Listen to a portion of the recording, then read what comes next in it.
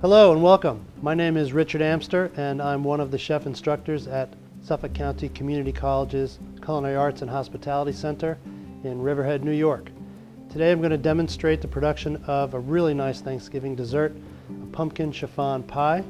It's a slight variation on a traditional pumpkin pie, much lighter, much nicer, and I hope you enjoy it.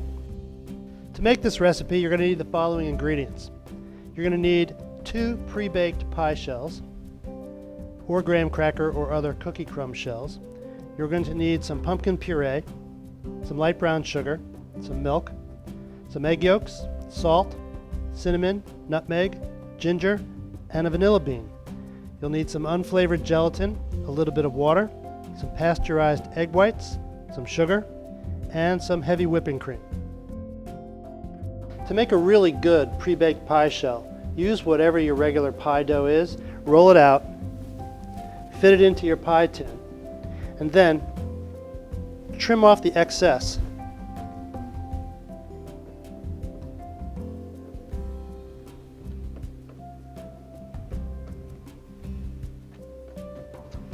And sandwich this dough between 2 pie tins. Turn the pie tin upside down on a tray and place another tray on top of this and bake it in the oven. When you start to see the edges of the dough turn the proper color, take it out of the oven,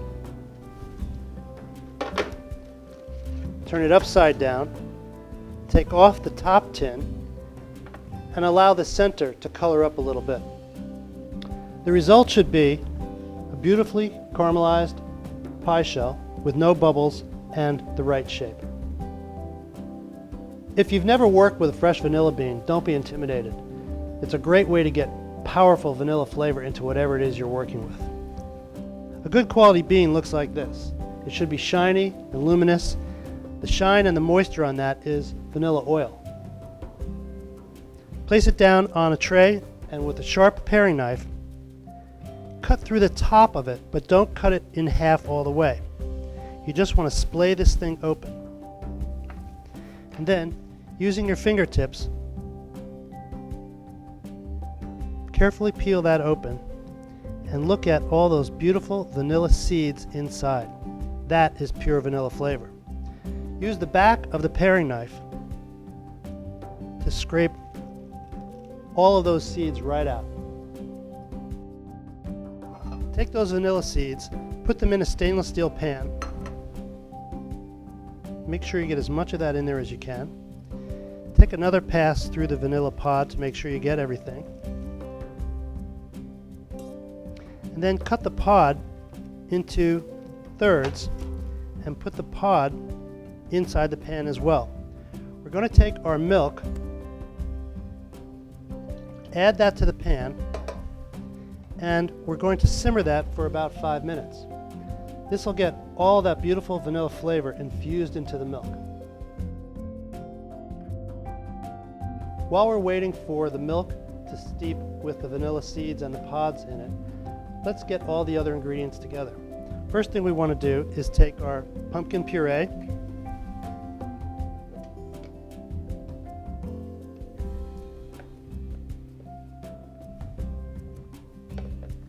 brown sugar, light brown sugar, our egg yolks,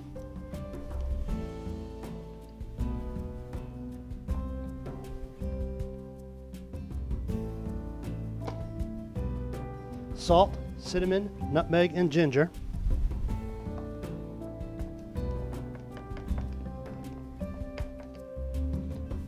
and we're going to mix this all together and make a smooth mixture out of it.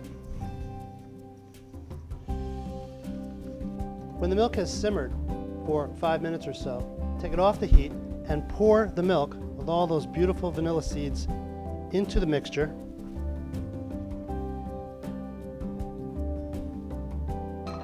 And incorporate that into the pumpkin puree mixture.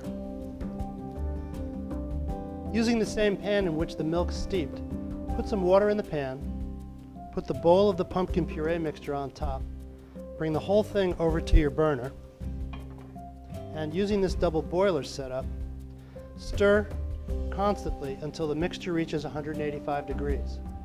You'll need to use a thermometer to take the temperature of the mixture. While the pumpkin mixture is on the stove, take the water, pour it into a wide bottom bowl, and sprinkle the gelatin on top of the water.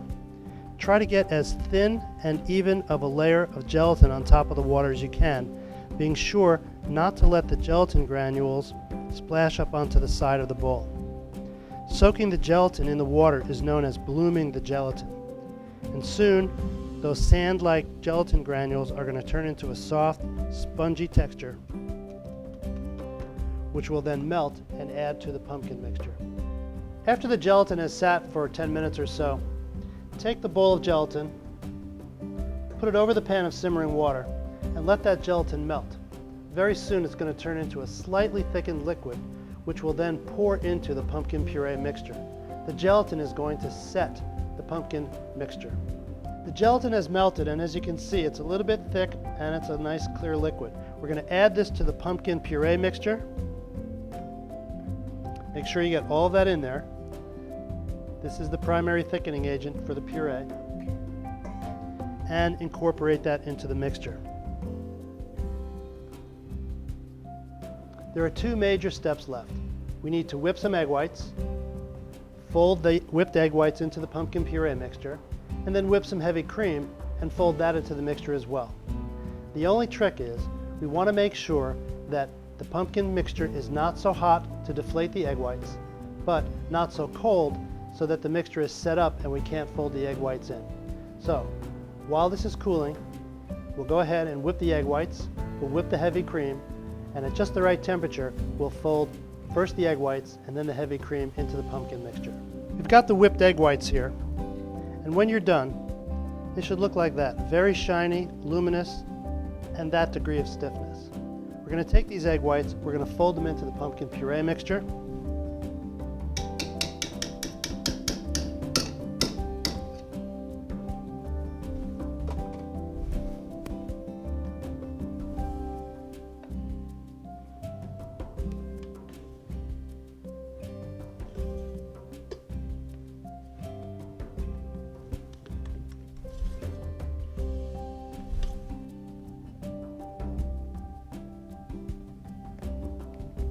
At this point, we're going to whip the heavy cream and fold the heavy cream into the mixture as well.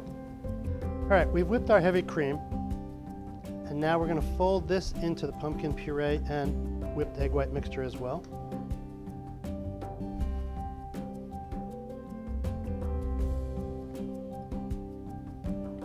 Continue to fold in the whipped cream until the mixture is nice and smooth, and then we can pour the mixture into the prepared pie shells. I'll also show you that you can pour this into dessert glasses, martini glasses, a casserole dish, anything you want to, and it works really well as a prepared mousse. The heavy cream is completely folded in, and now we're going to pour this into our prepared pie shells.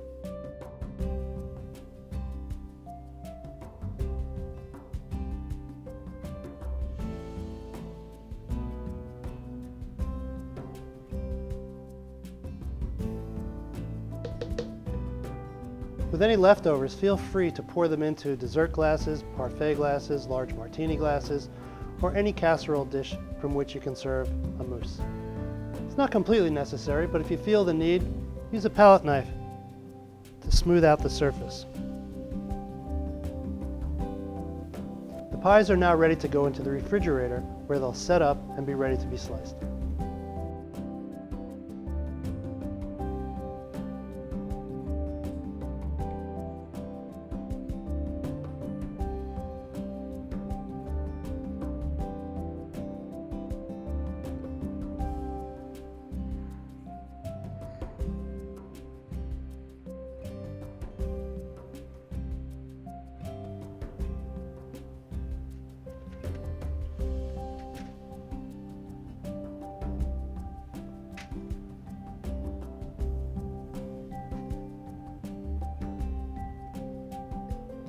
So, here you have the pumpkin chiffon pie and the pumpkin chiffon mixture in 2 dessert martini glasses, decorated with a little whipped topping and some nice chocolate stencils. I hope you'll take the time to make the dessert. It's really nice. It's a light, sweet variation on a traditional pumpkin pie. Very easy to make, and give it a try. Thanks very much for watching. Have a very healthy, happy Thanksgiving.